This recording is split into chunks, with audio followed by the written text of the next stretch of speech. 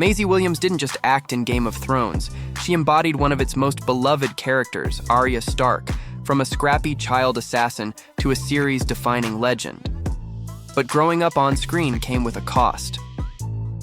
In recent interviews, Maisie described her time on the show as confusing and identity warping.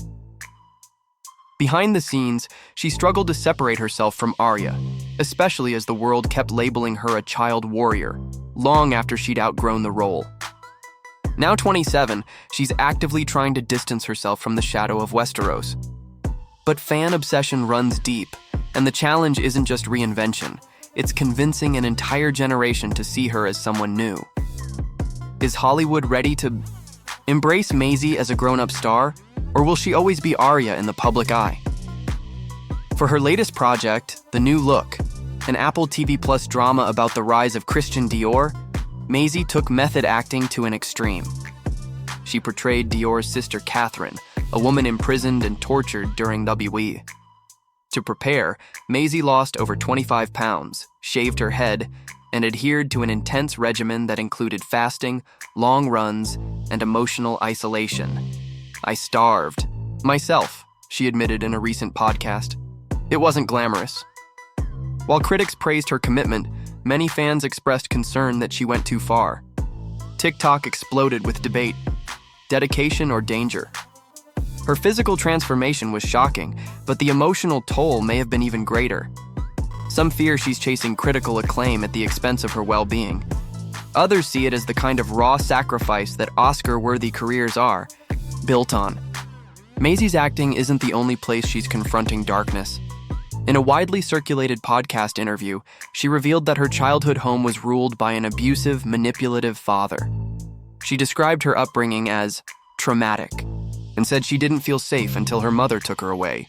Fans were stunned by her openness, especially the moment she said, "I didn't realize other kids didn't cry themselves to sleep every night." Reddit and Twitter lit up in support, calling her confession brave and devastating. But others questioned why she chose to open up now, right as the New Look campaign launched. Whether strategic or sincere, Maisie's vulnerability has become part of her public narrative. She's not just telling stories anymore, she's reclaiming her own. Maisie has always been a style risk-taker, but her recent red carpet choices are pushing boundaries like never before. At the 2025 Dior Cruise Show in Scotland, she arrived in a leopard print coat with structured heels and bleached brows, an aesthetic so bold it landed her on both best and worst dressed lists. At the Vanity Fair Oscars after-party, she wore a dramatic black corset dress with an avant-garde headpiece, prompting fans to call her goth couture. Some say her fashion evolution is proof of her artistic growth. Others argue it's a cry for attention during a career transition. Still, her presence at Thai fashion events has earned her a Dior ambassadorship and headlines across Vogue and Elle.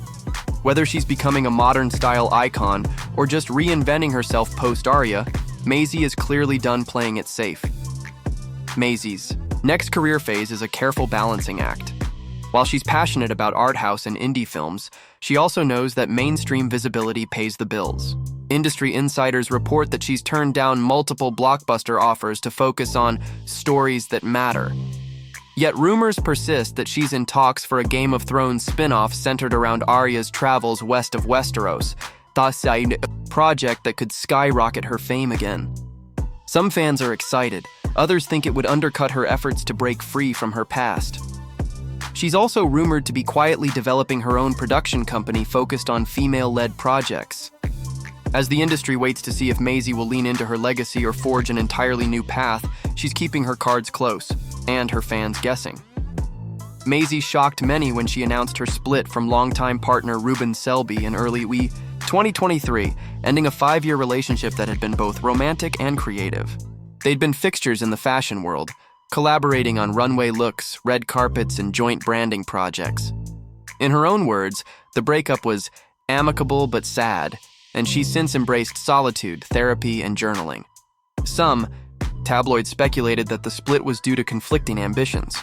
Others hinted at deeper emotional disconnects following her physically demanding role prep. Maisie has said little about her dating life since, but her recent focus on personal growth, self-love, and boundaries has become central to her public persona. Whether this is a healing period or just the prelude to a new love story, it's clear Maisie is putting herself first for the first time in a long time. Nicholas Galitzine rose to fame as the soft-spoken, smoldering love interest in hits like Red, White, and Royal Blue and The Idea of You. With piercing eyes and a disarming charm, he quickly became the internet's favorite romantic lead. But now, he's attempting one of the most ambitious pivots in recent Hollywood memory, transforming into the muscle-bound, sword-wielding icon He-Man for Masters of the Universe, slated for 2026. Gone are the silk shirts and shy glances. This version of Nick is training with former athletes, pounding weights and packing en masse to become the live-action face of one of the most nostalgic franchises in pop culture. It's a risky leap from dreamy prince to action king, and the stakes couldn't be higher. Fans are divided. Some are hyped to see a new side of him, while others worry he's leaving behind what made him special in the first place. Galitzine's commitment to his new role is nothing short of brutal.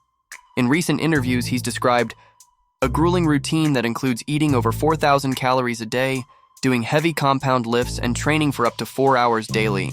He's reportedly been under strict NDA lockdown regarding the costume, but early leaks show him nearly unrecognizable. Blonde, shredded, and armed with a sword that weighs nearly 30 pounds.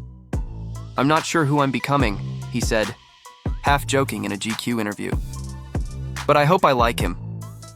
While his physical effort has earned admiration from fitness fans and movie producers alike, others are raising questions about the pressure on male actors to transform their bodies for roles.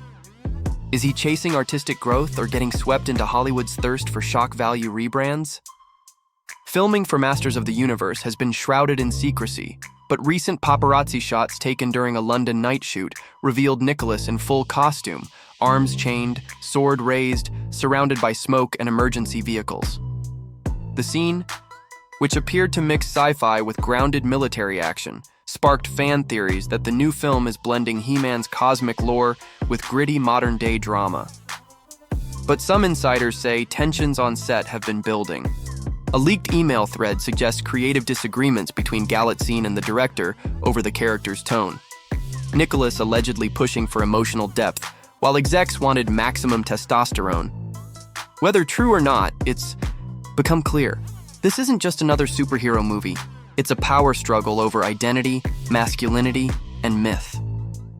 Nicholas has kept his love life private, but the gossip around it refuses to die. He was once linked to Camila Cabello after filming Cinderella, then spotted at Fashion Week with Sophia Carson, sparking fresh rumors. More recently, fans speculated about chemistry with Anne Hathaway during The Idea of You, though the age gap had tongues wagging. On Reddit, a blind item claiming he dated a 19-year-old during his breakout year led to heated threads debating whether he's just a romantic or someone navigating age gap territory too comfortably.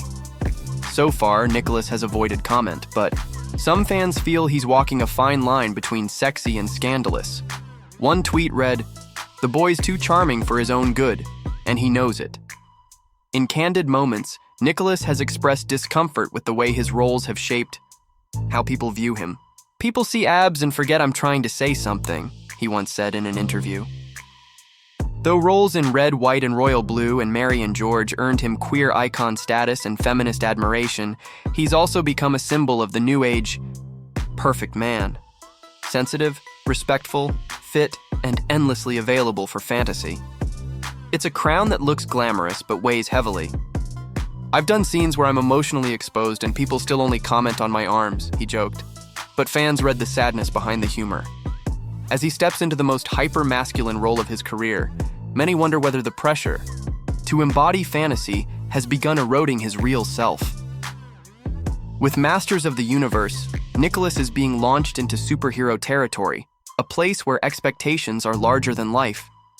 Early CinemaCon footage earned praise for its scale, but critics are already asking, will Galitzine bring the emotional nuance that made fans love him? Or will the weight of a franchise crush the quiet actor beneath the muscle suit? Reddit threads are split. Some users hail him as the only reason to watch the reboot, while others claim he lacks the gravitas to carry a full-scale action universe. And yet, one tweet sums it up. If Nicholas Galitzine brings the same energy to He-Man that he brought to Red, White, and Royal Blue, we're getting the most emotionally layered superhero ever. Whether that excites or terrifies longtime fans of the original is still up for debate.